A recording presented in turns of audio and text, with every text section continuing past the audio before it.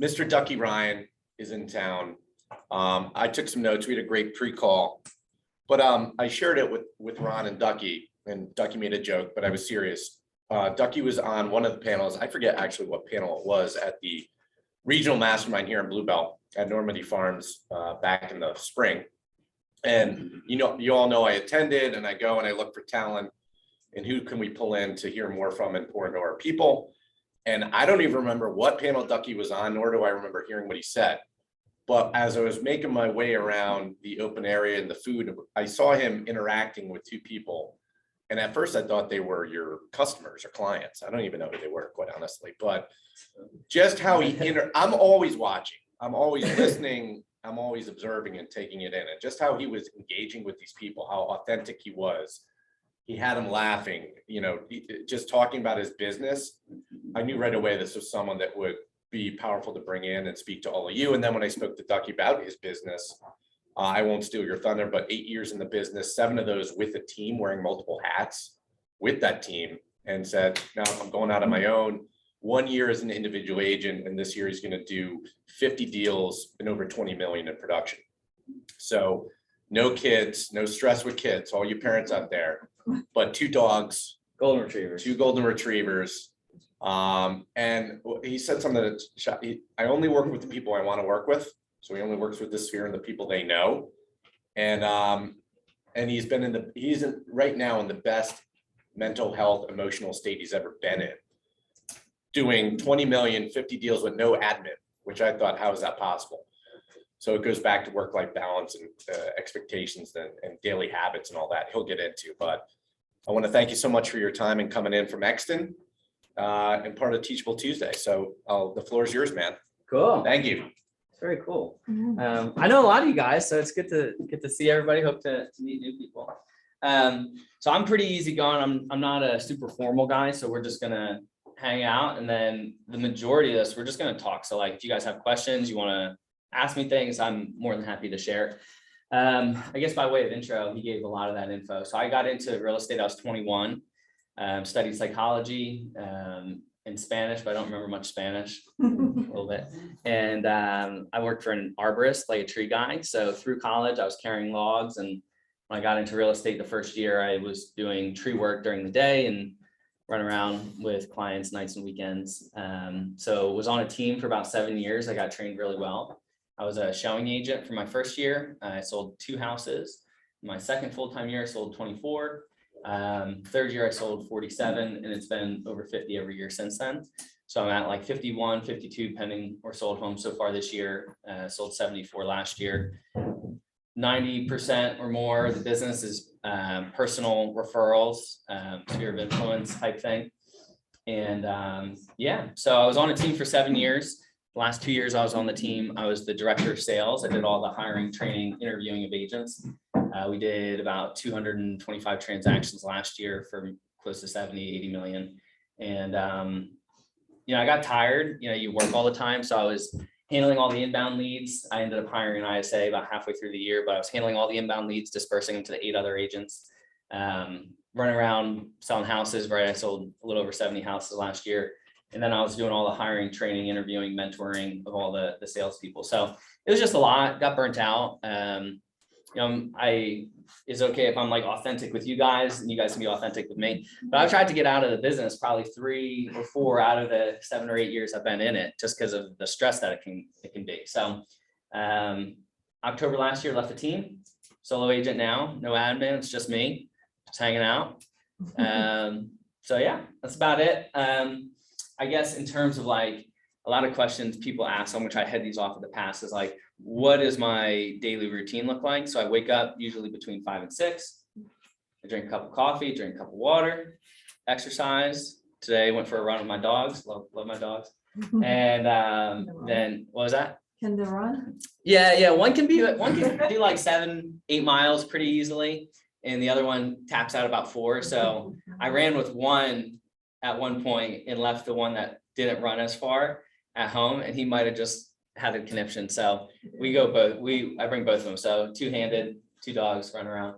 And then I do my best to make 10 contacts a day, set 2 appointments a day. I've tracked every conversation I've had about real estate for the past 8 years. And so I have a lot of averages. So I knew when I left the team exactly how many people I needed to speak to every day about real estate to translate into a certain number of appointments, which then became a certain number of clients, a certain number of deals, and therefore a certain amount of income. So when I left the team, I knew how much I wanted to make. And then I just backtracked it. How many clients would I need? How many appointments would I need to set? And therefore, how many people a day would I need to speak to about real estate? So I knew I needed to speak to 9.7 people every day about real estate. So if I talk to 10 people a day, set the number of appointments. Right now I'm averaging 2.5 appointments a week. And I was planning on selling 48 houses this year. That was the goal. I'm a few above that right now. So I'm hopefully going to end up somewhere between 65 and 75 homes this year. Yeah, work like maybe 60 hours a week. I don't work Sundays. I don't usually work after 7 at night. So that's it. Who wants to talk? That's it. Seriously, go ahead. What's your name? Jeffrey, Jeffrey, what's up, man? so when you were on your team before you went solo, where did all those 230 houses come from? Did you buy leads? Did the team buy leads, or did you, how'd that work? Good question. So I am very thankful for all the mentorship and training that I got when I was on the team. The two guys who ran the team are great people and were really, really good at building businesses. So each of them have multiple businesses. And when I was 21, right?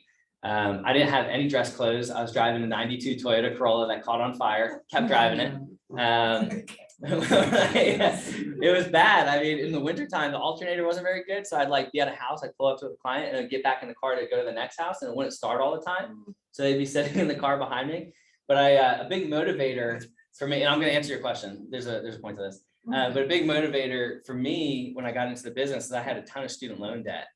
I was first generation to go to college. You know, everybody else in my family had like, you know, dirt under their fingernails type of jobs. You know, most of my family works in the trades.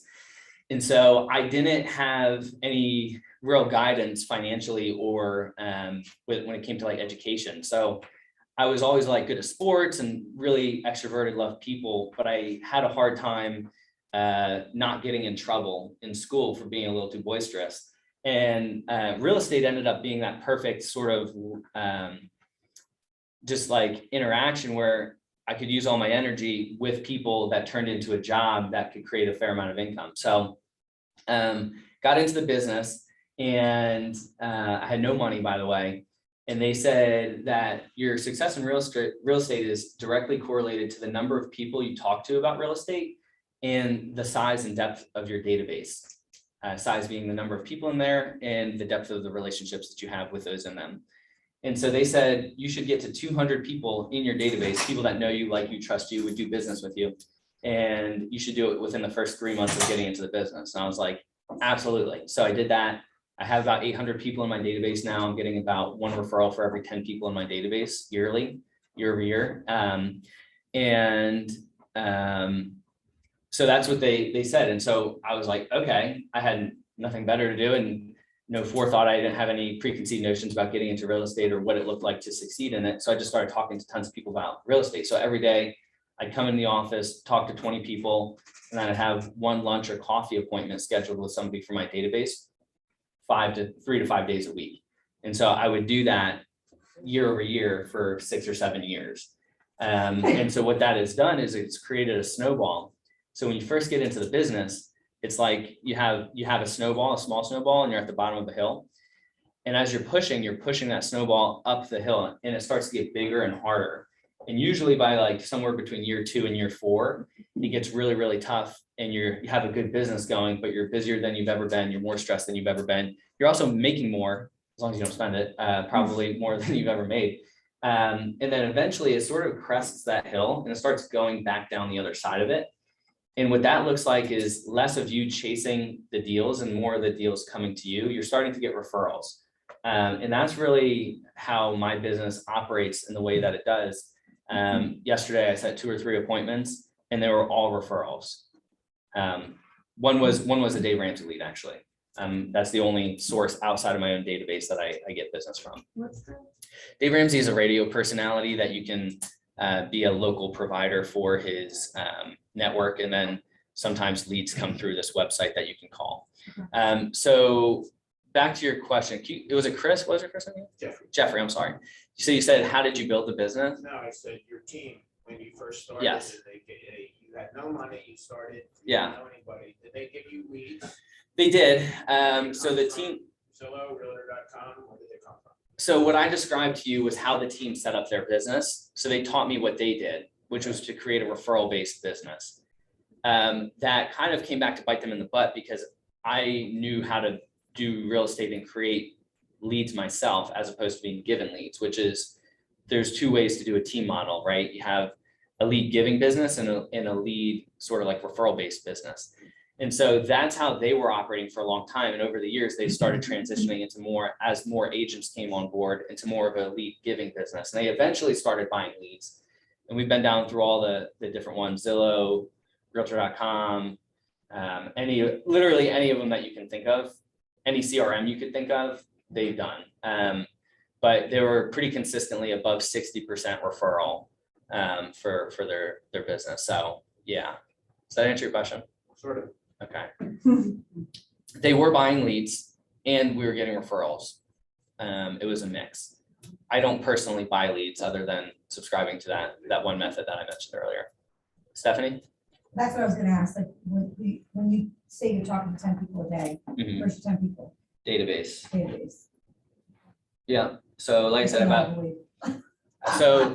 So I have about 800 people in my database and I just cycle through them. So I'll text or call 10 of them. And most of the time at this point, so they have to know you're in real estate. That's goal number one. So if you're new to the business, you have to make sure everybody that you know knows you're in real estate. 8 years in, everybody that's in there already knows me, likes me, trusts me, would do business with me. And if they don't, or they tell me to stop calling, I take them out of my database. It's not a lead hub. It's separate for me. I have 2 spreadsheets. I don't have a CRM. I don't have a website. I use Command to house my database and notes about the people that are in there.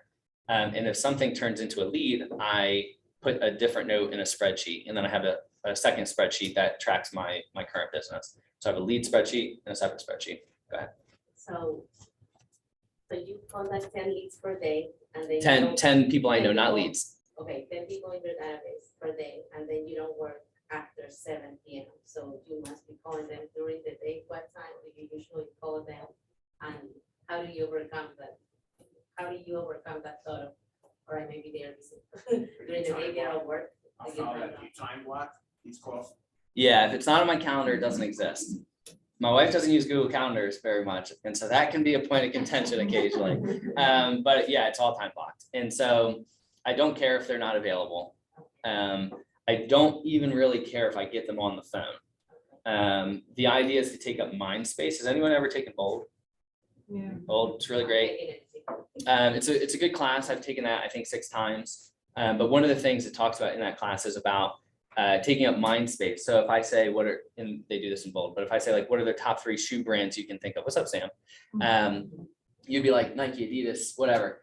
That's because of all the marketing and advertising, all that stuff, that they're just the first ones that come to your mind. That is what it is. When somebody brings up real estate, you want to be that person that they think of when they think of real estate. And so that's why I would reach out to them. But truthfully, I don't really ask for referrals anymore. They know I'm in real estate. They know they can trust me. You know, I talk a lot of people out of things. I've never talked anybody into a deal. And when you do that over a long period of time, when you speak truthfully to someone, they're like, I don't think this is a good fit for you. What that turns into is maybe you don't get that house, but then they send all their friends because they trust you. And it's a really cool sort of snowball effect, ripple to everything. Go ahead. Yeah, And it's so Lilia, right? Yeah.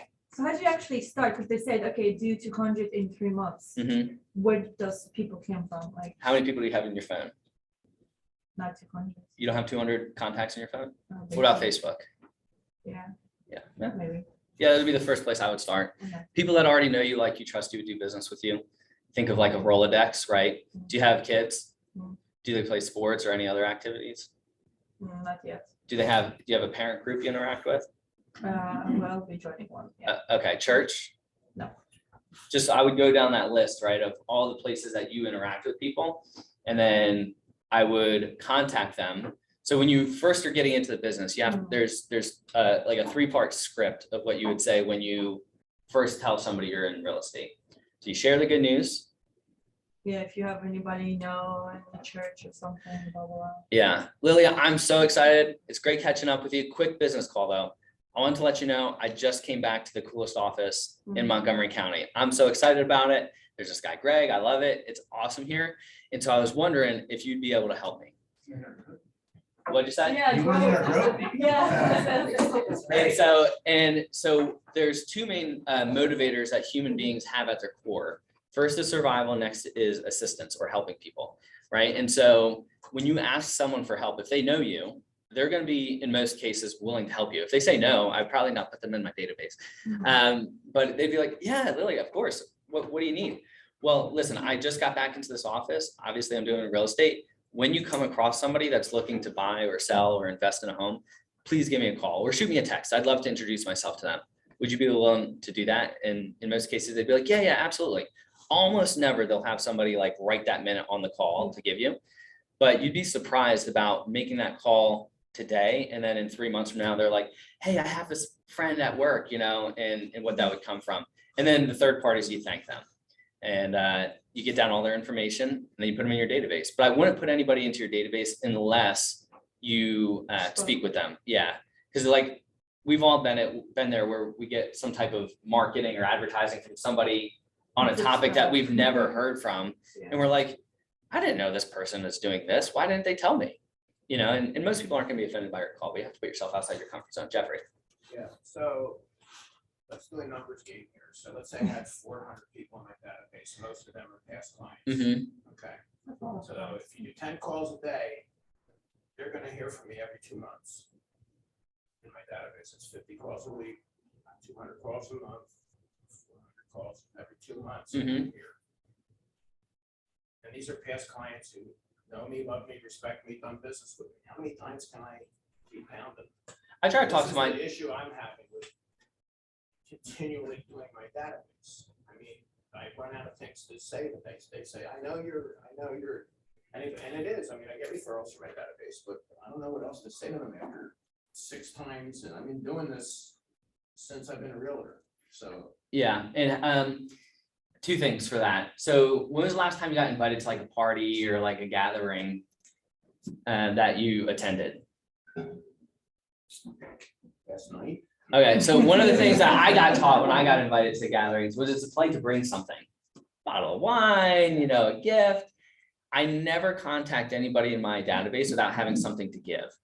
And in a lot of cases, that looks like information. So one of the most helpful things you can do when you contact your database is have basically a little snippet of what the market of the moment looks like. Interest rates are here. The days on market have increased to this. Everybody wants to ask how the real estate market's going. So in most of the cases, whether it be in person or on the phone or text or anything, I sort of operate under like a Ford script. FORD stands for Family, Occupation, Recreation, Dreams. And so you structure the conversation like that. Hey, how's your family doing? How are you? How are the kids? Is everybody back in school? I'm sure that's a reliever, And they're like, yeah. And then the next logical step in the conversation is like, how's work? And then they'll tell you work on this. You almost never need to bring up real estate if they already know you're in real estate. They'll be like, how's the market? And then you say, it's great, blah, blah, blah, blah, market of the moment script. And then, so that's the first thing. I never call my database without bringing something. Actually, 3 things. Second thing is the DTD2 conversation, like database conversation structure that Keller Williams offers is very helpful. Stands for database something too, but basically you touch base with 2 letters of your database each week. So 26 letters in the alphabet, 52 weeks in the year. You get through the entire database 4 times in a year. And so it's like people with the last name A and B, right? You would call through them week 1 and you cycle through that. So DTD2, it's on all the Keller Williams stuff, very helpful. The third thing is I don't only do my database. Inevitably leads get kicked off. So there are 3 different types of leads. If you imagine a pyramid. So the tip of the pyramid is the top 10% of all of the leads that you get. And those leads are right now business. They're going to transact in the next 30 to 90 days. Those are the fewest amount of leads that you're going to get. Very tip of the pyramid, right now business. Now, if you're just getting your business started, you obviously got to have right now business. So you would do things like open houses and whatnot to try to find those. The middle part of the pyramid, I would say probably 30-ish% of the leads that you receive, whether that be from your database or some other location, they're going to be 3 to like 6 months, 3 to 9 months, maybe 3 months to a year. But they're like not right now business, but they're kind of like hot nurturing business. Like it will sort of transact. It's not immediate, but it will happen. And then the largest portion, probably 60% of the inbound leads that you receive are going to be a year or later in terms of when they do business. So one of the things I also talk about in Bold, to shameless plug for all your Bold stuff here, is that it takes at least 7 follow-ups in most cases for a lead to be converted to a client. And so if you're going to have the vast majority of your business be future, vast majority of leads be future business, you need to follow up with them. So you need to have some type of system to follow up with them. For me, it's a simple Excel spreadsheet, super not tech savvy. I got to have like my 4-year-old niece helping me with my phone sometimes, you know? So yeah, I hope that answers your question. I saw a hand over here. Yo, bearded man, let's keep it real. I bearded and baggy guy, it's a lifestyle. So, It was more about like scripts, so you pretty much answered that with the Ford method.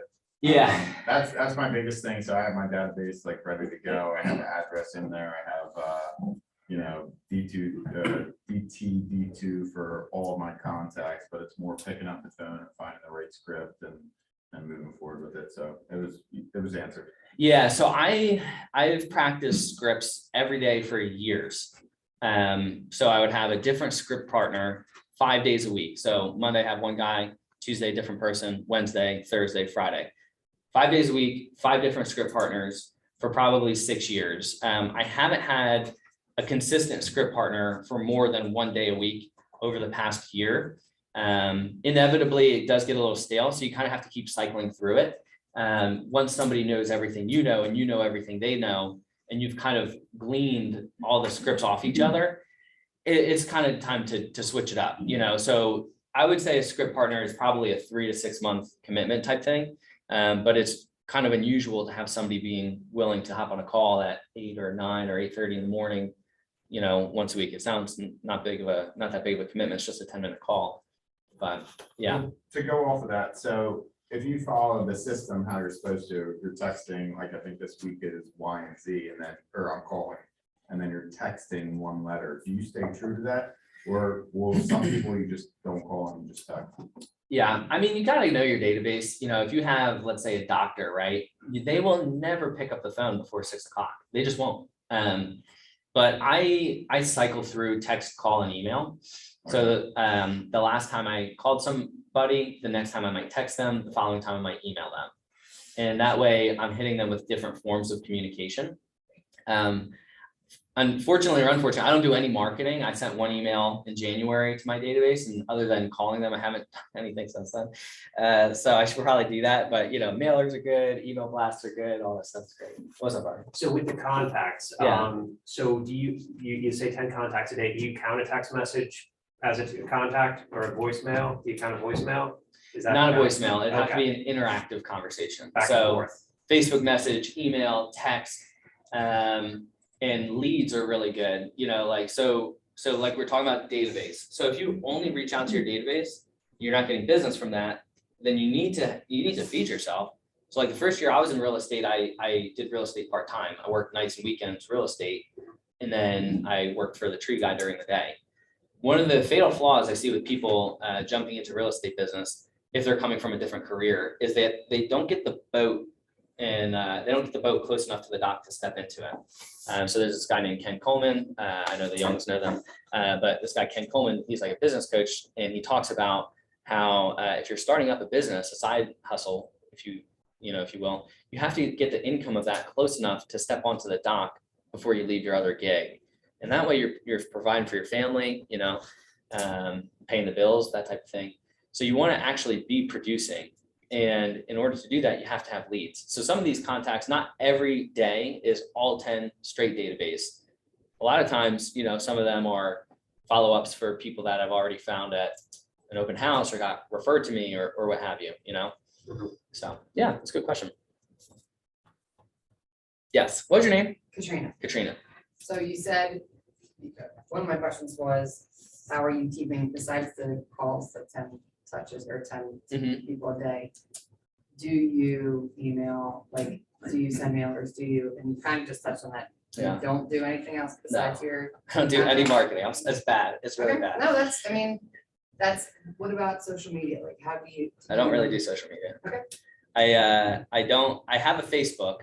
I didn't have a Facebook for the first 5 years I was in real estate. And I post mostly stuff about my dogs. You know, I post stuff about my dogs. You know, like if I'll post something about a house in an area I want to do more business in. I don't usually put everything out there. I try to do one-to-one. So like if I do post something, which is unusual, it'd be personal real estate, personal real estate. Yeah, I don't usually post things in areas I don't want to do more business in. I don't usually post things that aren't at a price point I don't want to do more business in. Yeah, for better or worse. To one more point on the marketing thing. So like, I know I need to start doing more marketing. When I was on the team, I was doing a lot. I was doing a lot of things I didn't necessarily like or want to do, but it was my job. And so you show up, you put one foot in front of the other, you get it done. And I realized over the years and things is like, I just want to do what I want to do. And I love people. And one of the reasons I left the team was because it became more about things I didn't love. It became more about numbers than it was about people for me. And I just like people. And so that's what I do. I just do if I like it, I do it. If I don't like it, I don't do it. I started like operating through a lens that like, if it brings more peace into my life, I say yes. If it doesn't, I say no. I say no way more than I say yes. Probably 9 out of 10 times I say no. I also say no to clients. You know, if they're like, can you do this? No, it's a complete sentence. And but then I'll say, however, I can do this. A lot of people ask me to do things, you know, I don't want to do, and I just don't, including working with certain clients. Does that part tie into the comment in the beginning that you're in your best mental space? Like, Oh yeah, it's been awesome. what attributes to that? So I read into this. I have a tendency to oversimplify things when I communicate. I make it sound a lot easier than it is and a lot simpler than it is. But I've been working 80-hour weeks since I was 20, you know, and now I'm like, I feel like I'm on vacation. I'm probably working 60 hours a week, you know, I'm like, oh, this is awesome. You know, I'm hanging out. But it's a lot of work. And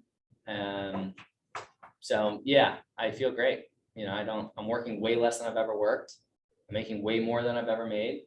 And I'm doing it with people that I like. I mean, it's like the American dream, you know? Jeffrey, I saw your hand up and I saw another.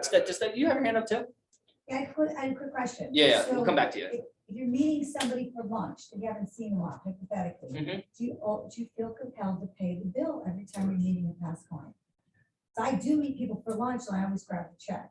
At what point is this like, we're friends now? To be honest with you, I mean, seriously, like, if you're gonna go out and eat coffee every day, like I could do that. It's just gonna put me in that hole. yeah, it's a great question. So has anyone ever read Profit First? Ooh, put that one on the list. There's a book called Profit First, very good book. It's by Mike, Polish last name. I can't remember his last name, but it's Polish. Yeah, it's like, so it's called Profit First. So essentially what I do, and just full disclosure, I'm a super open dude. So whatever you guys want to talk about, we'll talk about. So if I make $100, I take $10 and I set it aside in a business account. If you have a team, these numbers are going to look vastly different to what I'm referring to, and I would refer you to the models in the Red Book for how to do that on a team. So for an individual, right, I take $10 out of $100 and I put it in a separate business account. I have 2 debit cards. I don't have any credit cards. I have a personal debit card and I have a business debit card. And so I take the $10, put it in the business account, and I pay all business expenses through that. Dinners with people, coffee with people, sign purchases, lock boxes, photography, staging, cleaning, anything you can think of business related, I pay it out of that account. And if there's no money in that account, I don't spend it just because it's not there. I don't spend it. However, what I found is that when that money, like by putting 10% consistently in there, I always have plenty in there. And then from the 90, so you typically pay taxes on income minus expenses, what you pay taxes on. So that leaves $90. I take $40 out, or 40% of the 90, put it in a separate tax account that I pay quarterly. Then I invest 15% of what's left over. I give 10% of the 90, and then I live on the rest, which is somewhere around 30 to 40% of the gross income commission. So what that allows for is a lot of freedom. So Jocko Willink has coined the phrase in recent years, like discipline equals freedom. So like when you're disciplined with your personal finances, you have a lot of freedom to do a lot of different things. And I'm not saying that this isn't you, Stephanie, I'm not saying this at all, but I'm just saying for me personally, I always offer to pay because I like to. And it's a business write-off. And you know, and it's a good time. And so like if we go out with friends or family, whatever, I always offer to pay for the first drink. And I'm like, anybody know anything about real estate? And it's on me. And you just kind of keep it going. So yeah, but in a lot of cases, so like I got lunch yesterday with a past client. Hadn't seen him in a while. Somehow we got texting about something, and I was like, dude, let's get lunch. And so we went out for lunch. I was pulling my wallet out as the bill was coming. He's like, dude, on me. And I was like, okay. So it's not a hard and fast rule. It's just kind of the relationship trumps everything. And I don't like, real estate's interesting because a lot of people try to separate their business from their personal life. I fully integrate my business and my personal life. And there's a lot of weight to that. It's kind of like building a marble statue, right?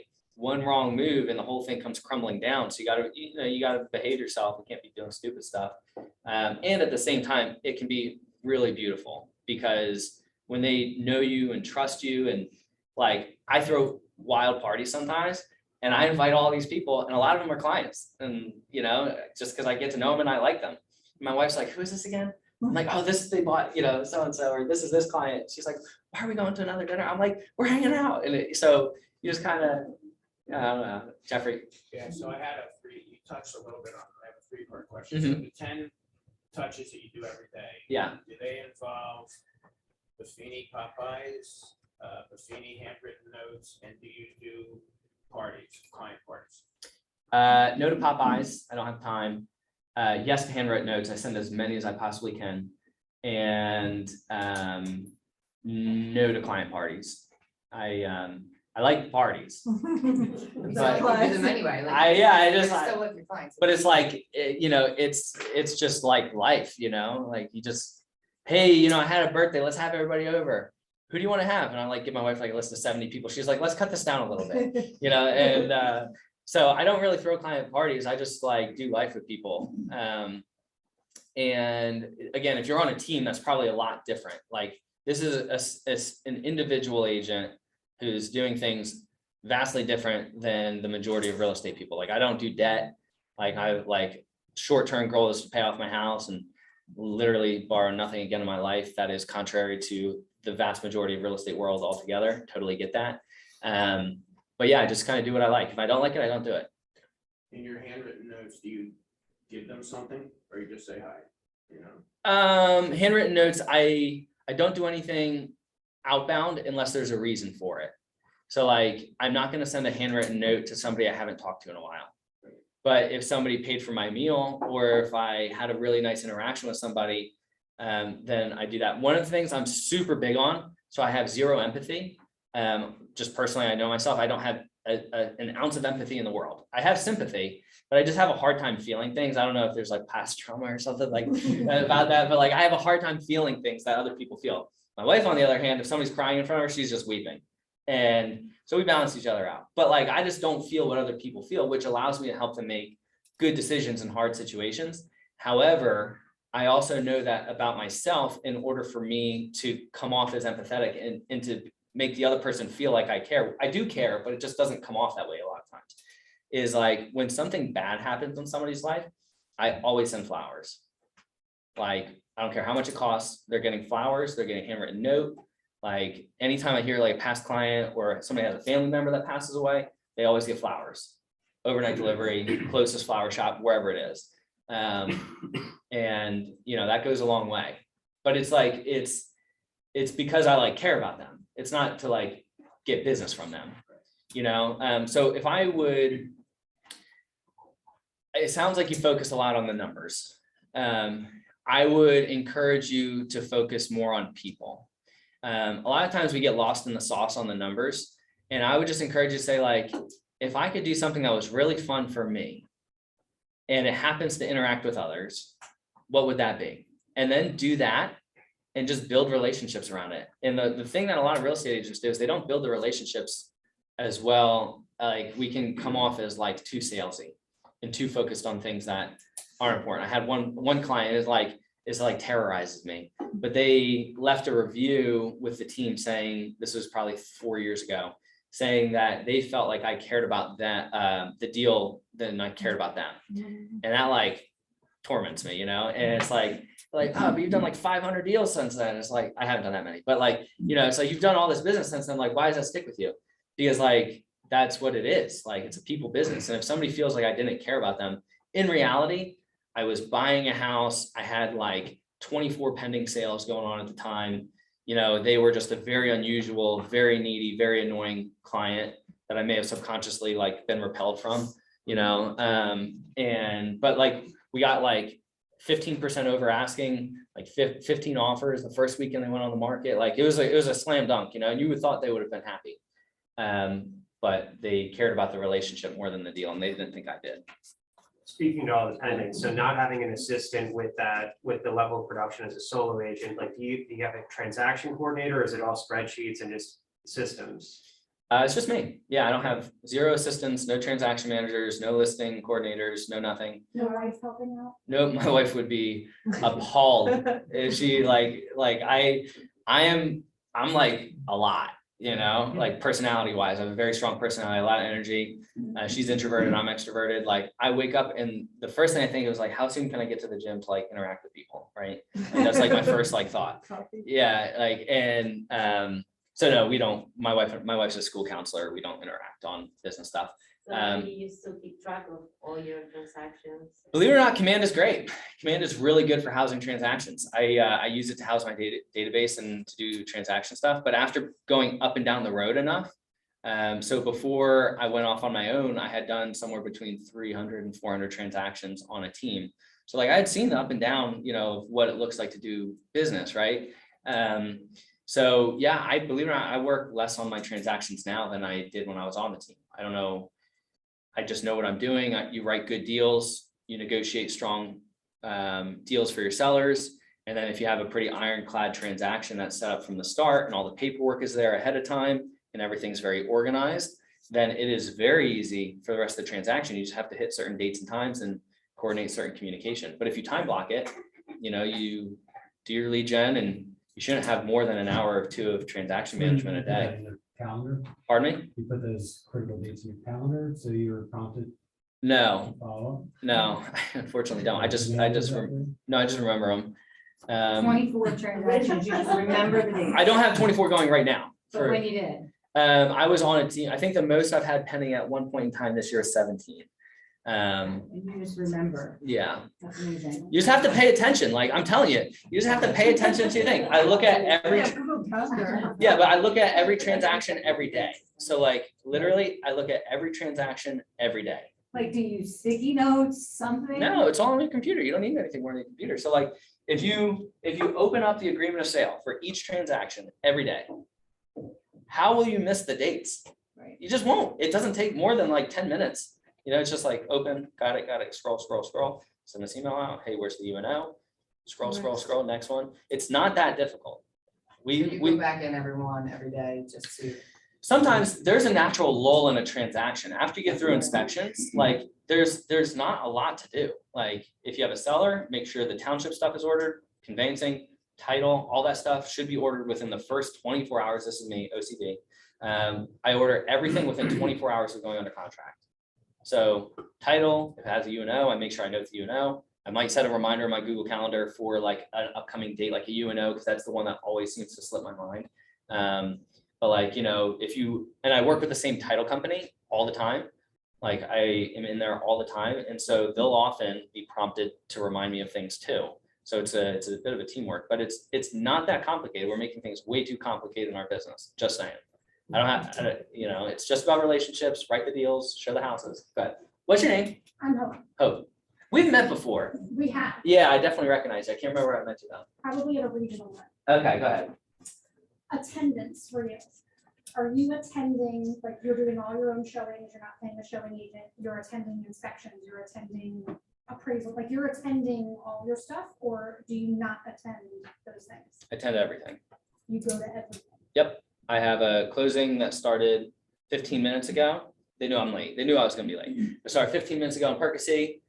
Before this, I stopped by the seller's house, make sure everything was good to go, checked the lockbox, keys were in the lockbox, did all that stuff.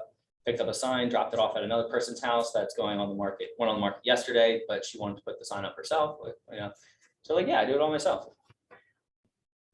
But this is, side note, this is a really important asterisk here.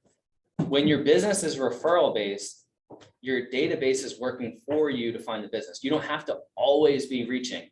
So when you get into real estate, so I've hired and trained about 25 agents, and I've gotten every single one that was following what I said to make 6 figures within 18 months. And when you start in real estate, you're reaching out and you're pulling in lead generation, right? You're calling, open house. You're reaching out, you're pulling in, door knocking, whatever it is. And eventually that starts to change a little bit. After you start to season your database with time and communication and marketing, instead of it being 10% referrals, you're reaching out for 90% of the business and you're getting 10% referred to you. You eventually get to 50%, it's half and half. People are calling you more, and then, it starts to be flip-flopped. And right now it's like I said, almost it's probably 90+% referral based. I need to track that. But yeah, go ahead. It is Greg, right? It is Greg. Yeah, we've met before. Yeah, so your business is referral based. You're getting referrals from folks that you don't want to work.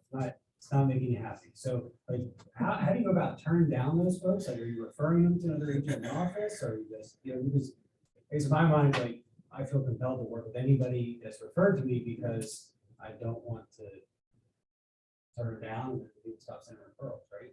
I almost never say no to a referral. Okay. If it's outside of my geographic area, or if it's something I just can't do, a large commercial property that I don't know much about, something like that, I don't really do that. Then I'll be very upfront with the person when I speak with them, and I'll also over communicate with the referee, the person who gave me the referral. So like, the people I say no to most are leads that come in from sign calls. If they don't want to listen to me, they don't want me, I have a certain way of doing things. They don't want to kind of fall in line with the way I want to do things. Yeah. I don't work with them. And fortunately, my brother's getting his license now. So I'll start sending those folks that I don't know to my brother. But yeah, so almost never will I turn down a referral. But again, people attract who you present yourself to be. So the people I end up working with are people that are kind of in a similar life sphere, personality, like we have a mutual understanding of how we view the world to some degree, like they trust me. And so like when you're getting referrals for your business, to Hope's question about running around and doing things, again, I'm working less than I've ever worked, but I'm getting tons of referrals. And like, I'll be on the way to something, I'll get a phone call and I just talk to him on the phone and say like, hey, shoot me your email real quick. I'll send you an appointment confirmation. And he set the appointment. Like that was the lead generating, So yeah, but I very rarely turn down referrals, but I like a lot of people too, is the problem. I just like people. And so, all right, so I go to church, and at church, I never bring up real estate. A lot of times people will come up and ask me, but it's a place I frequent and I don't want to burn any relationships there. I have had people at church, I don't know why this is, but will come up and ask me about real estate.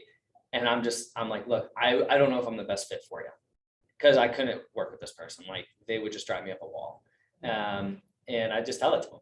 And a lot of people appreciate you being open and honest. Like it's much worse to commit to doing something that you can't follow through with than to tell them honestly, with consideration up front. Like, you have a conversation. I would probably even meet with them for coffee or lunch or go to their house or have an appointment with them to buy a house. And if I don't think we're a good fit, I'll tell them why in the meeting upfront in a courteous, kind way.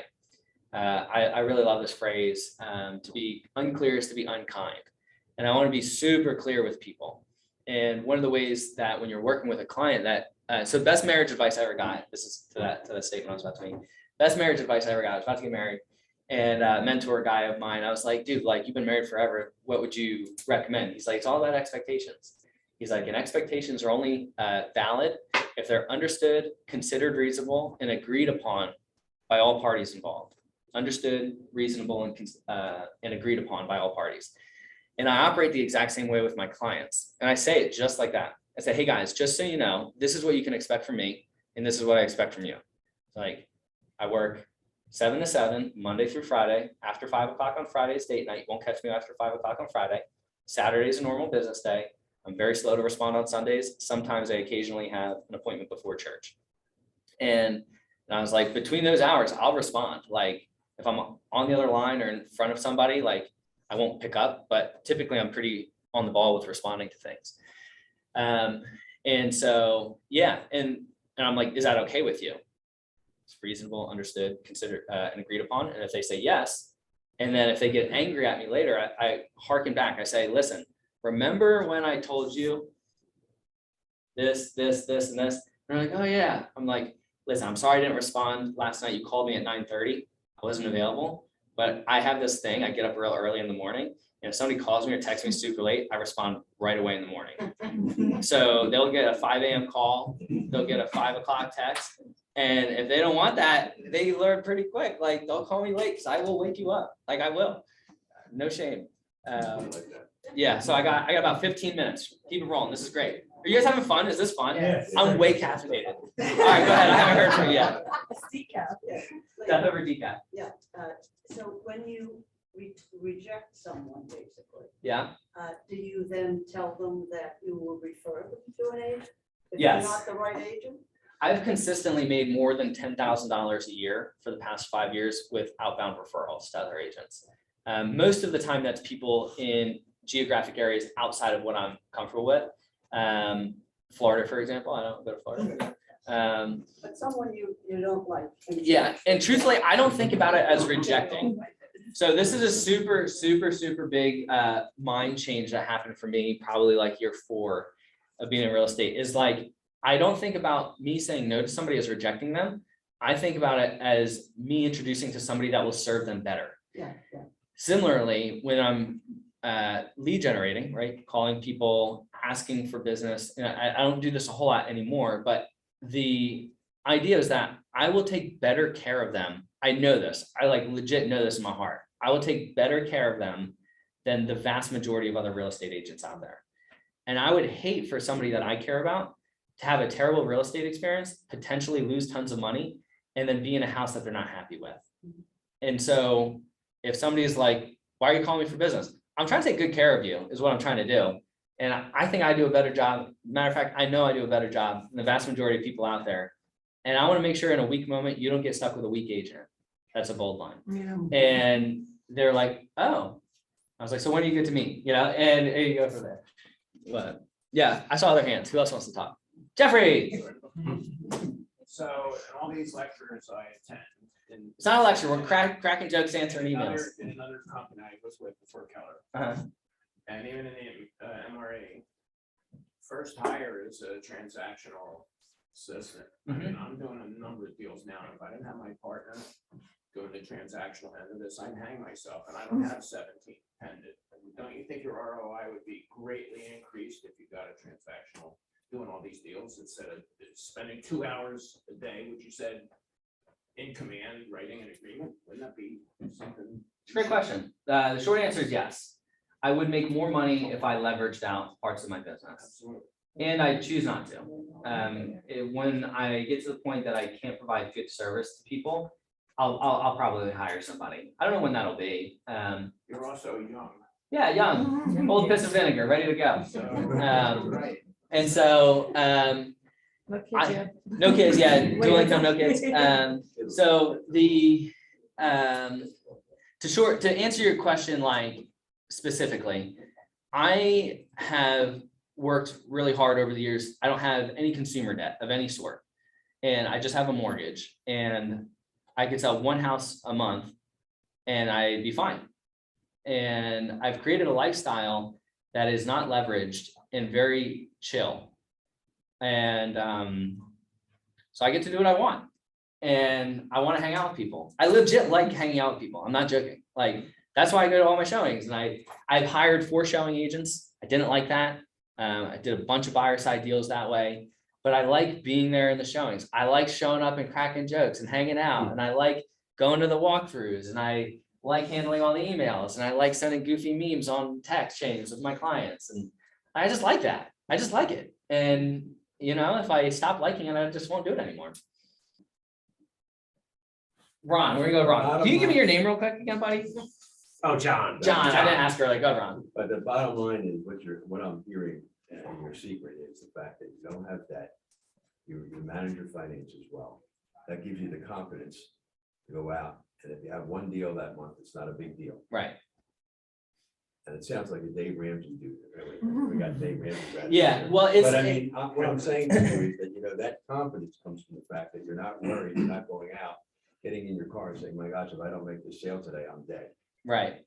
Okay, I can't pay my taxes or whatever it happens to be. So your confidence really underlying comes from the fact you like to deal with people. Like you have financial, your schedule where your finances and whatever is already done. And you know where the money's, every dollar has a name before you get it in your hand. Right. Mindset. So, yeah, it's, there's a lot of peace that comes from just like living below your means.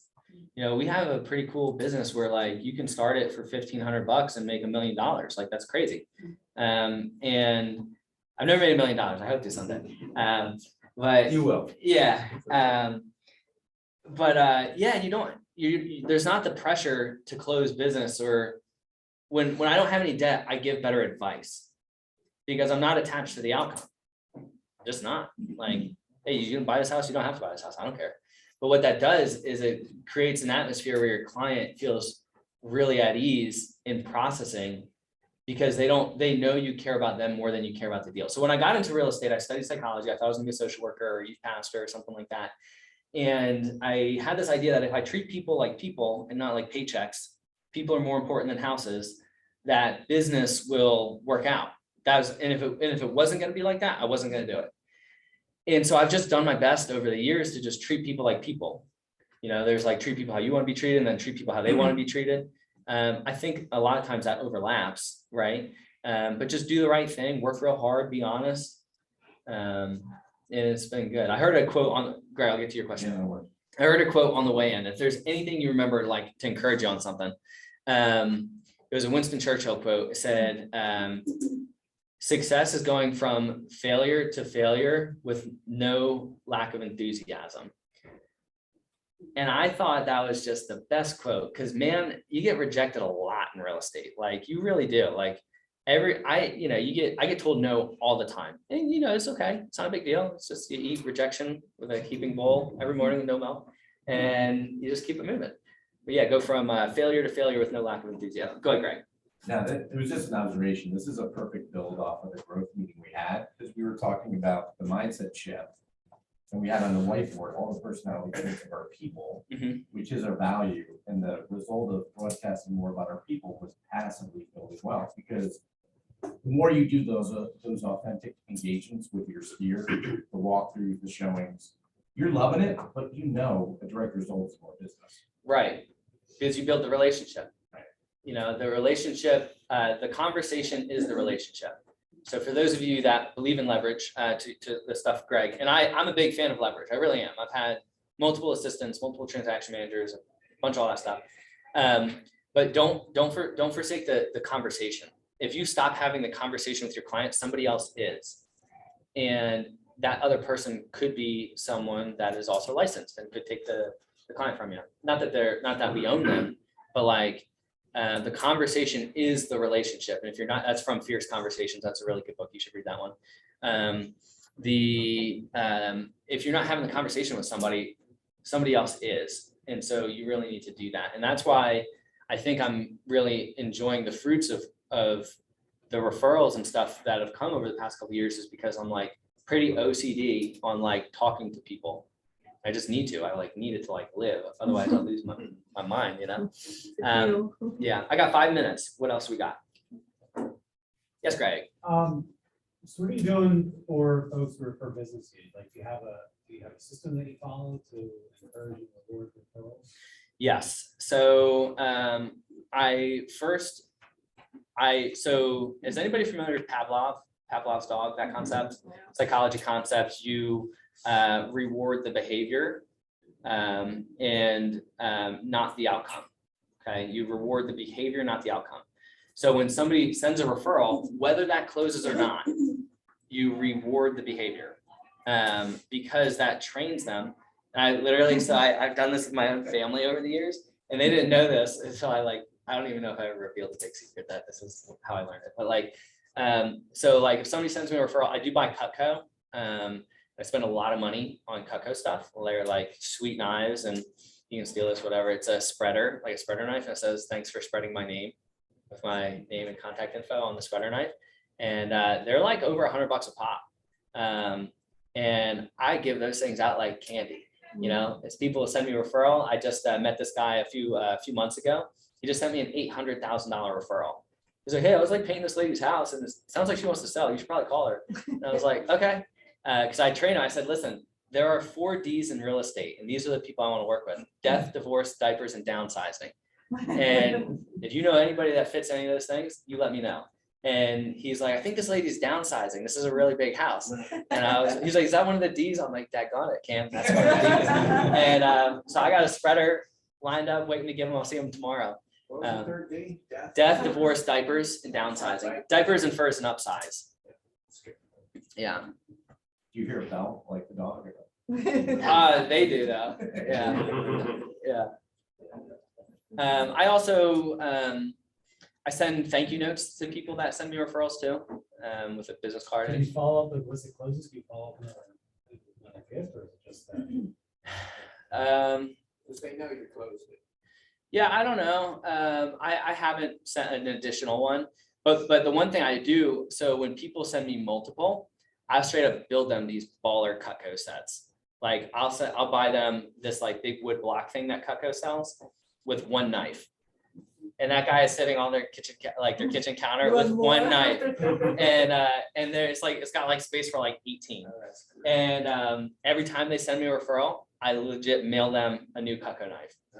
And then I built like my one brother who's getting licensed, which is killing me. But this guy has a 6 set of like, it's probably worth like $8 grand at this point.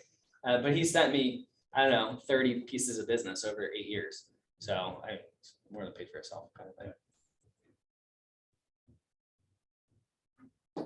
Thank you very much. Yeah, good hanging out, guys. Appreciate it. You want to talk about anything?